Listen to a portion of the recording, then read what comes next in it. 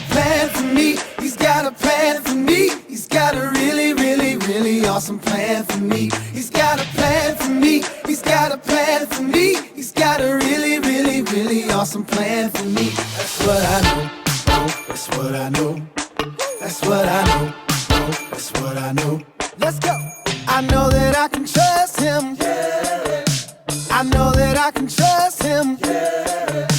No matter what the season, yeah. His plans are for a reason. Yeah. I know they are good.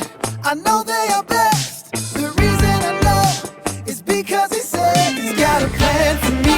He's got a plan for me. He's got a really, really, really awesome plan for me. He's got a plan for me. He's got a plan for me. He's got a really, really, really awesome plan for me. That's what I know. Oh, that's what I know. That's what I know.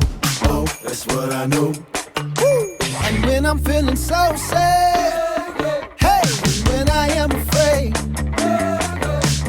God will never leave me. No, no, no, his love will never change. I know they are good.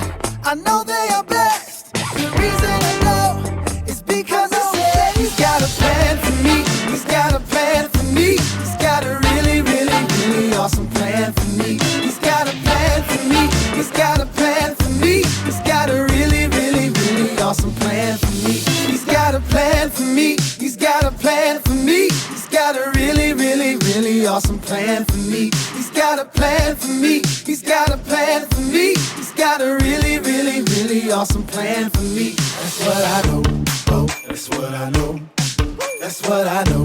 Oh, that's what I know. Hello everyone, happy Sunday. Welcome back to another week for our month of September. Our theme this month is Ice Cream Sunday. Woohoo! All month long we have been learning that God has a plan for me. And that includes you as well. So when we say me, we're pointing to ourselves. So God has a plan for me. Good job. And we have been studying the story of Joseph. And when we began at the beginning of the month, we learned that Joseph was one of 11 brothers. So he had 11 older brothers. He was the youngest, and God loved him, and he kept giving him dreams and visions of things yet to come. And Joseph's dad loved Joseph so much, he gave him that's right, a beautiful coat of many colors. And Joseph had this gorgeous coat, and his brothers were what? They were very angry that their dad would favor him, and so they ruffled him up, threw his coat off of him, threw him in a pit, decided what to do, and then they sold him off to slavery, and off to Egypt he went. And last week we discovered that Joseph found favor with a man named Potiphar. He was kind of a captain in the Egyptian world. He was what you would call a high noble person. So he served the Pharaoh, but he was up there in there. And he was a powerful man. And Potiphar really, really liked Joseph. But remember, Potiphar's wife was not so nice, and she lied and got Joseph in big trouble, and she created all of these really bad lies about Joseph. And of course, Potiphar, listening to his wife, said, well, that's it, Joseph is in jail. So when we last left Joseph last week, he was put into prison for something he didn't even do. But like our theme this month, or like our point this month, we have to remember that God has a plan for me. Good job. And Joseph kept remembering that God has a plan for him. No matter what all of the crazy things were going on, God had a plan for Joseph. And even when he was sitting in prison, he had to remember that God still loved him and that God had a plan for him. Didn't know what it was, but God still had a plan for him. So this week, we're continuing our story of Joseph. And this week we find Joseph still in jail. He's been there for quite a while, and he makes two friends. One was a baker and one was a cupbearer. And the baker, we all know what a baker is. They bake bread, they bake sweets, all kinds of things. And a cupbearer is someone who actually serves the king, served the Pharaoh, and he would handle his beverages. Thus, he's a cupbearer. He would make sure to bring the cup with drinks to the Pharaoh. And both of these men had dreams of what was going to happen, and not knowing what they were, they told Joseph, who had become their friend. And Joseph told the baker, he said, I'm sorry, but you are going to die. Your dream means that you are going to be punished and you will not live.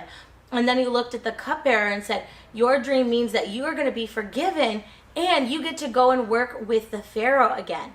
Sure enough, a few days later, the baker, his punishment was carried out, and he sadly died.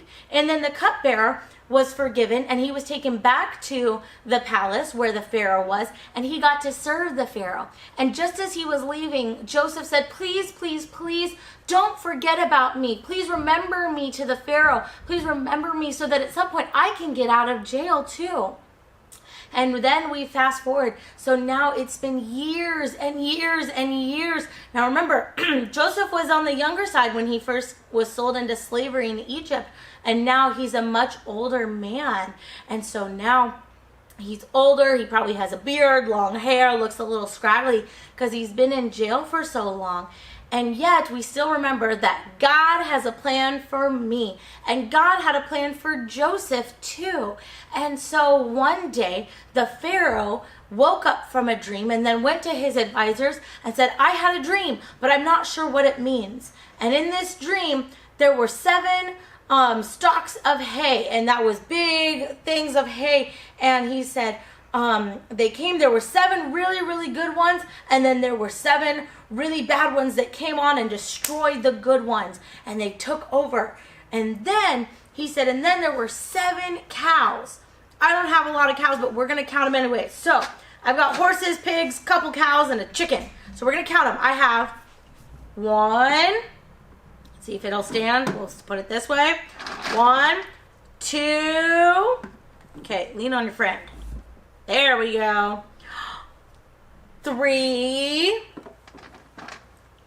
4, 5,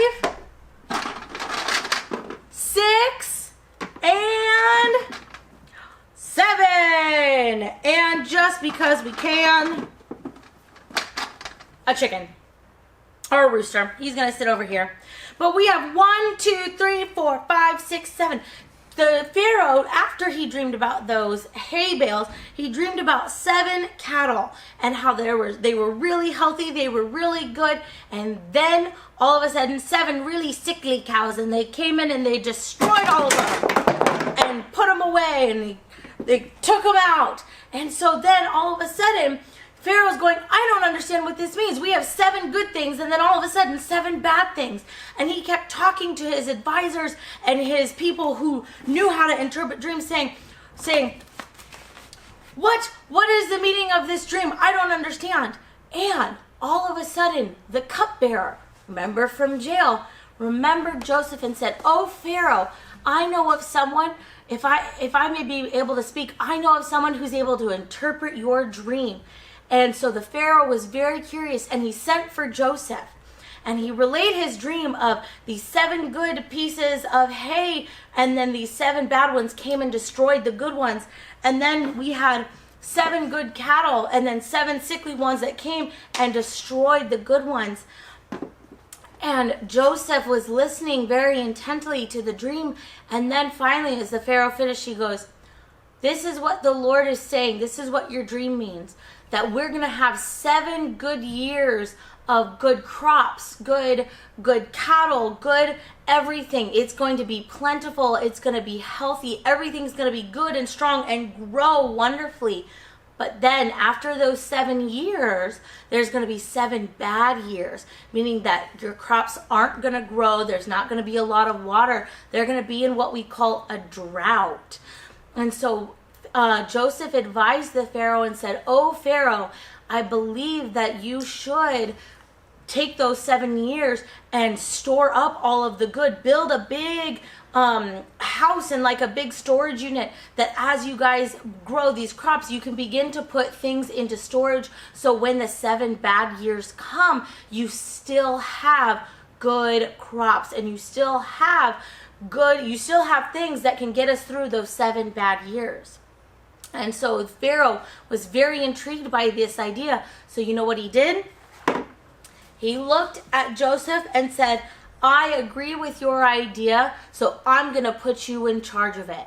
So Joseph, coming out of jail, was put in charge of making sure that those 7 years of good things, they stored up all of the good things, all of the good grain, all making sure they had enough meat to last them. And sure enough, the 7 years did come. And then the 7 bad years. But remember, God has a plan, and Joseph had already stored everything. So while everybody else around them was going through famine and was going through this big drought, Egypt had prepared and made sure to make a way. And that's where we're going to leave Joseph. We're going to leave him in charge this week of all of these amazing things. So we get to continue to see how God has a plan for me. Good job. So we want to continue to remember that even though sometimes life is really bad and we're in an awful place, God still has a plan for us. Sometimes we don't always know what that means right away, but we keep holding on to the fact that God has a plan for us and He's going to make things so much better. All right. We're going to go ahead and see what Ollie is up to. I love you all, and I'll see you next week for the final part of Joseph's story. Who know what time it is? It's time to hear a story full of wonder. There's so much fun we'll have learning together. So let's go down to the clubhouse with Ollie and his friends. Let's go down to the clubhouse where wonder never ends at the Wonder Clubhouse. At the Wonder Clubhouse.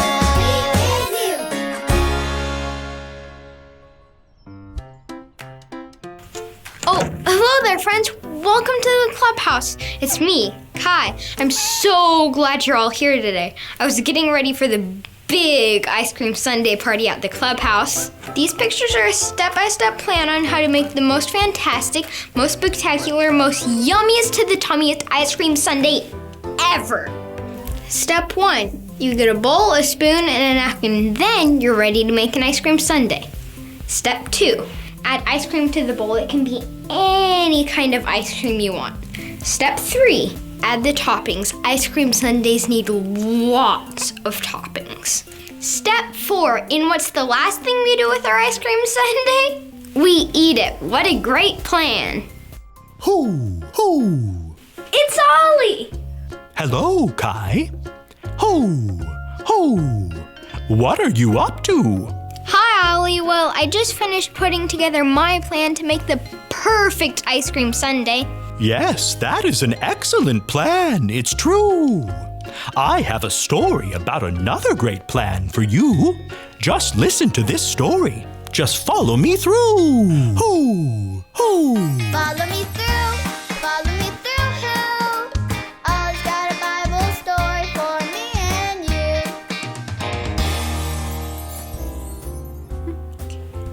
Oh, hello friends! I'm Casey, and I'm helping out at the cupcake food truck. Do you want to see my latest, most delicious creation? Ta-da! These are my Sweet Dreams cupcakes, because in today's story, we're going to talk about someone who had some pretty amazing dreams. If you're ready, on the count of 3, yell, "Tell me a story." 1, 2, 3! Tell me a story!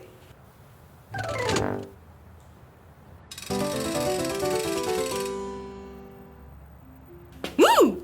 This is Joseph. He was put in jail, even though he had done nothing wrong. Being in jail was hard for Joseph. But God had a different plan. One day, the king of all of Egypt, the Pharaoh, had some dreams he didn't understand. They were about 7 cows. Cows? What do cows say? Moo! You're right. Dreaming about cows is funny. Wait, let's count the cows in Pharaoh's dream. 1, 2, 3, 4, 5, 6, 7. Great job! 7 cows. The Pharaoh also dreamed about stalks of grain. Grain? We make bread out of grain. Let's pretend to have a snack. Yum. Yum! Pharaoh wanted to know what his dreams meant. And drum roll, please. He asked Joseph to help him. Hooray! Joseph was brought out of jail straight to the Pharaoh. He told Pharaoh that the dreams were from God, that Pharaoh needed to save lots and lots of grain because his people were going to be hungry and need it later. Pharaoh was so happy to know what his dreams meant that he gave Joseph a very special job. He put Joseph in charge of all of Egypt. Years later, the dreams came true. People were hungry and didn't have food, so they traveled from all over to get grain from Joseph. Wow! God's plan was for Joseph to help all these people. God has a plan for us too. And God's plan is the best plan. Did you like the story? If you did, give it 2 thumbs up. 2 thumbs up! Hey, Ollie, tell me, who has a plan for you? God has a plan for me. Yes, it's true. Now let's hear it from you. Tell me, who has a plan for you? God has a plan for me. That's the truth, friends. You better believe it. See you next time. So there's your story. It's all true. Joseph followed God's plan, and we should too. Thanks, Ollie. Goodbye to you. Hoo, hoo. Wow, I loved that story. Joseph followed God's plan and helped so many people. I think I got the story. Did you get it? If you did, say got it. Get it? Got it! Good. I'm excited about following this plan. It's going to be delicious. I'll see you guys next time. Goodbye.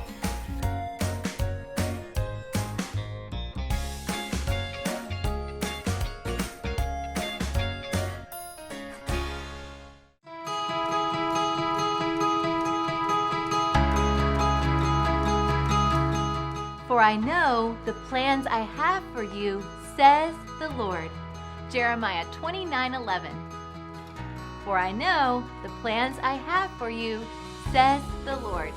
Jeremiah 29:11.